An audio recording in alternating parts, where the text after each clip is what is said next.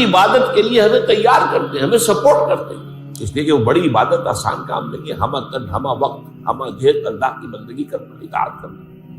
اس کے لیے آپ کو سپورٹس کی ضرورت ہے۔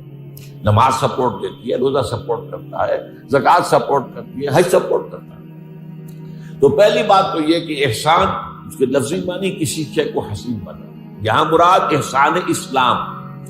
اسلام خوبصورت ہو جائے، اور اس کے لیے میں نے آیات آپ کو سنائی، حدیث میں جب فرمایا تو اس کا جواب کیا ہے؟ ان تعبد اللہ کانک تراہ فإن لم تکن تراہ فإنہ یراک، ان تخشى اللہ کانک تراہ فإن لم تکن تراہ فإنہ یراک، ان تعمل اللہ کانک تراہ فإن لم تکن تراہ فإنہ یراک۔ اب یہ جو الفاظ ان کو نوٹ کیجئے، اس طریقے سے اللہ کی بندگی کرنا گویا کہ تم اللہ کو دیکھ رہے ہو، یہ اصل میں ایمان اور یقین کی انتہائی کیفیت کا نام ہے، وہی ایمان۔ ایمان در حقیقت بالغیب ہے، اللہ ہمارے سامنے تو نہیں ہے، ہمارے پاس ہے، ہمارے ساتھ ہے، نحن اقرب الیہ من حبل الورید، لیکن غیب کا ایک پردہ جو ہے وہ جو ہے موجود ہے، حائل ہے۔ لیکن اس ایمان کی شدت، اب یہاں پہ ایمان کا ایک ڈائمنشن آ رہا ہے، اور گہرائی، ایمان کی گہرائی اتنی شدید ہو جائے کہ گویا کہ تم اسے دیکھ رہے ہو۔ یہ گویا کہ کہا گیا کان نہ کلتا ہو کرا، دیکھ تو سکتے نہیں، اس دنیا میں رہتے ہوئے دیکھنا ممکن نہیں۔ وہ تو حضرت موسیٰ علیہ السلام جو ہے جلیل القدر پیغمبر ہیں، انہوں نے بھی جب استدعا کی انظر الیک، اے اللہ یہ مکالمہ تو نے مجھے میرے ساتھ فرمایا اور مجھے سرفراز کیا اس مکالمے کے شرف سے، لیکن یہ کہ ذرا دیدار بھی عطا فرما، تو جواب ملا کہ لن ترانی، نہیں تم نہیں دیکھ سکتے۔ یہ تو حضور کے بارے میں بھی اختلافی مسئلہ ہے کہ شب معراج میں بھی حضور نے اللہ کو دیکھا یا نہیں دیکھا، اللہ کی آیات کو دیکھا۔ قرآن مجید میں تو یہی ہے، لقد رأى من آیات ربہ الکبریٰ،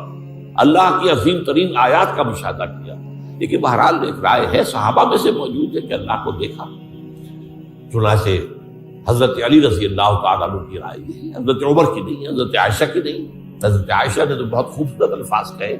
جب پوچھا گیا کہ کیا حضور نے اللہ کو دیکھا تو آپ نے فرمایا نور انا یرا، وہ تو نور ہے، اسے دیکھا کیسے جائے؟ نور کے ذریعے سے آپ کسی چیز کو دیکھتے ہیں، نور کو نہیں دیکھ سکتے۔ بہرحال یہ ایک اختلافی بات، لیکن یہ کہ یہ بات جو یہاں کہی گئی ہے کان نہ کرا، یہ اصل میں انٹینسٹی، اللہ کے وجود، اللہ کی حقیقت، اللہ پر اس طریقے سے یقین ہو جائے جتنا کہ کسی چیز کو آنکھوں کے دیکھنے سے یقین پیدا ہوتا ہے۔ یہ کأنک تراہ فإن لم تکن تراہ فإنہ یراک۔ اب اس دوسرے ٹکڑے کے دو معنی کیے گئے، ایک تو یہ بھی ہے کہ اس سے کہا گیا کہ اگرچہ تم اسے نہیں دیکھتے ہو وہ تو تمہیں دیکھ رہا ہے، یہ گویا کہ اسی کی وضاحت ہے پہلے ٹکڑے کی۔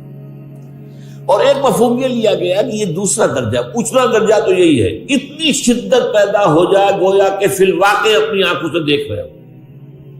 اگر یہ نہ حاصل ہو سکے تو اس سے کم تر درجے میں یہ یقین ہو کہ اللہ مجھے دیکھ رہا ہے، یہ استحضار کہ میں اللہ کی نگاہ میں، اللہ مجھے دیکھ رہا ہے۔ قرآن مجید میں آتا ہے حضور سے انتخاب خطاب فرماتے فإنک بأعیوننا، اے نبی آپ ہماری نگاہوں میں ہیں، ہم آپ کو دیکھ رہے ہیں۔ اب اس کیفیت میں جو ہوتی ہے، اللہ کا بندہ جو ہے جب اللہ کے لیے کوئی محنت کر رہا ہے، اللہ کے لیے کوئی کام کر رہا ہے، اللہ کے لیے کوئی خدمت اس کے دین کی جو ہے سرانجام دے رہا ہے، اس کے لیے بھوک برداشت کر رہا ہے، اس کے لیے تکلیف جھیل رہا ہے، اس وقت یہ اس کا احساس جو ہے کس قدر اس کے لیے وہ دل جوئی کا بندوبست کا سامان فراہم کر، اللہ مجھے دیکھ رہا ہے، میرا مالک جس کے لیے میں یہ سب کچھ کر رہا ہوں۔ ایسا نہیں کہ مر گئے ہم، انہیں خبر نہ ہوئی، ہم تو ان کے لیے جو ہے اپنا سب کچھ جو ہے لٹا بیٹھے، انہیں پتہ بھی نہیں، وہ مجھے دیکھ رہا ہے، اس کے علم نہیں۔